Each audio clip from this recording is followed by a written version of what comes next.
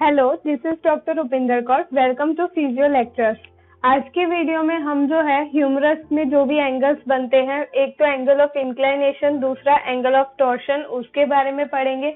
और उसके बाद जो है ग्लिनॉइड लैब्रम के बारे में देखेंगे कि ग्लिनॉइड लैब्रम बनता कैसे है और उसके बेसिक फंक्शंस क्या होते हैं। तो शोल्डर जॉइंट बायोमैकेनिक्स में अभी तक जो है स्टर्नोक्लेविकुलर जॉइंट, एक्रोमियोक्लेविकुलर जॉइंट, स्कैपुलोथोरैसिक और ग्लिनोह्यूमरल जॉइंट पे मैंने वीडियोस बनाए हैं। अगर अभी तक आपने वो ना देखे हो तो मेरे चैनल पे जाके प्लेलिस्ट में भी देख सकते हो, और नीचे जो है डिस्क्रिप्शन में लिंक दिया होगा, उस पे क्लिक करके भी आप देख सकते हो। तो सबसे पहले देखना है एंगल ऑफ इंक्लाइनेशन।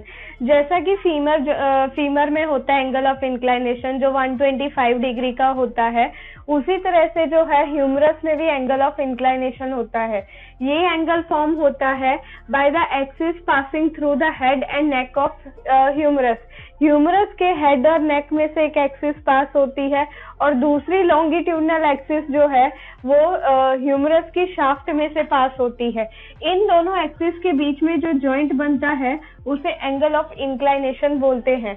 तो यहाँ पे वही बोला है, it is form by Axis passing through the head and neck of the humerus and the axis passes through the shaft of the humerus. Longitudinal axis passes through the shaft of the humerus.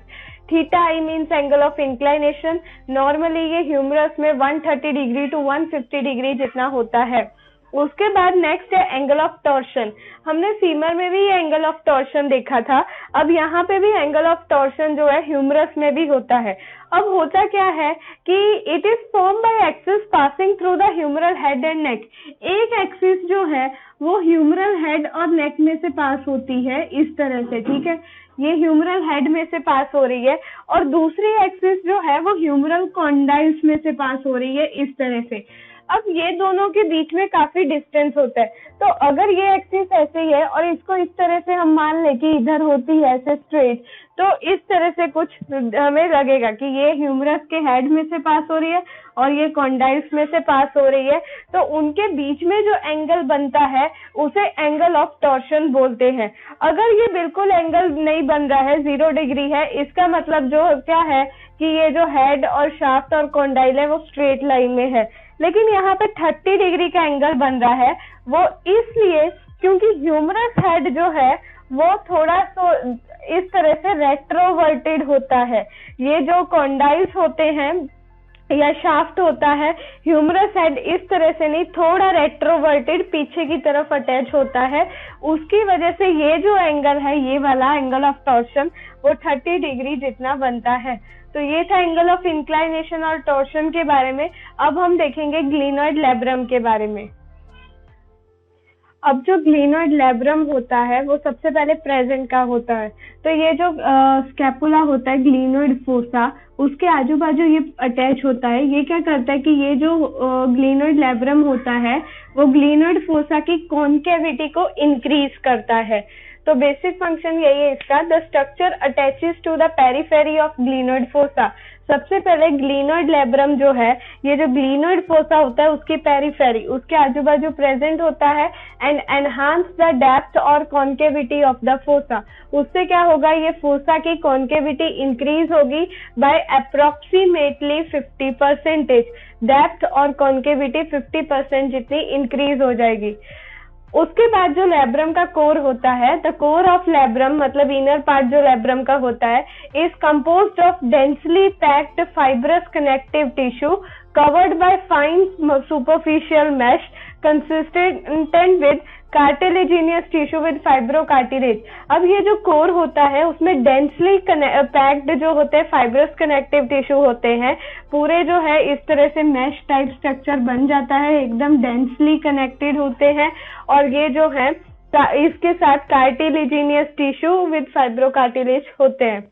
अब ये labrum का function क्या है? सबसे पहले तो इसका function है, it provide resistant to humeral head translation. जैसे कि ये ह्यूमरस का हेड है, अगर यहाँ पे कॉन्केविटी इंक्रीज हो जाती है तो इसका जो ट्रांसलेशन है सुपीरियर, इंफीरियर, मीडियल, ये ट्रांसलेशन ह्यूमरस का जो है वो थोड़ा कम हो जाएगा। क्योंकि ऑलरेडी ग्लिनोह्यूमरल जॉइंट जो है उसकी मोबिलिटी ज्यादा होती है पर स्टेबिलिटी कम होती है। तो ये जो ह्यूमरल हेड का ट्रांसलेशन है उसको रेजिस्टेंट प्रोवाइड करता है, protection of bony edges of the glenoid fossa. Glenoid fossa के जो बोनी एजिस होते हैं ये पेरिफेरी पे ही होता है, तो उन बोनी एजिस को प्रोटेक्शन प्रोवाइड करता है। रिडक्शन ऑफ जॉइंट फ्रिक्शन, ये जो जॉइंट्स जो होते हैं उसके फ्रिक्शन को जो है रिड्यूस कर देता है। थर्ड है dissipation of joint contact forces. अब जैसे कि यहाँ पे मैंने वॉल को पुश किया तो यहाँ से जो है फोर्स कहाँ आएगी, ग्लिनोह्यूमरल जॉइंट पे। तो ये क्या करता है बेसिकली लेब्रम, ये इन फोर्सेस को जो है डिसिपेट करता है। यहाँ से फिर जो है कोरेकोएक्रोमियल लिगामेंट पे जाता है, फिर उसके बाद जो है फिर आगे जो है स्टर्नोक्लेविकुलर जॉइंट पे चला जाता है। तो इस तरह से इन शॉर्ट ये फोर्स डिसिपेशन में हेल्प करता है। फिर नेक्स्ट है labrum serve as attachment site for the glenohumeral ligament and tendon of the long head of bicep brachii. अब ये जो ग्लिनोइड लेब्रम होता है इसके ऊपर ग्लिनोह्यूमरल लिगामेंट अटैच होते हैं। Superior glenohumeral ligament, middle glenohumeral ligament, inferior glenohumeral ligament. तो ये जो है attachment for the glenohumeral ligament, उसके बाद जो है long head of bicep brachii का टेंडन जो है वो भी superior part of glenoid labrum पे अटैच होता है।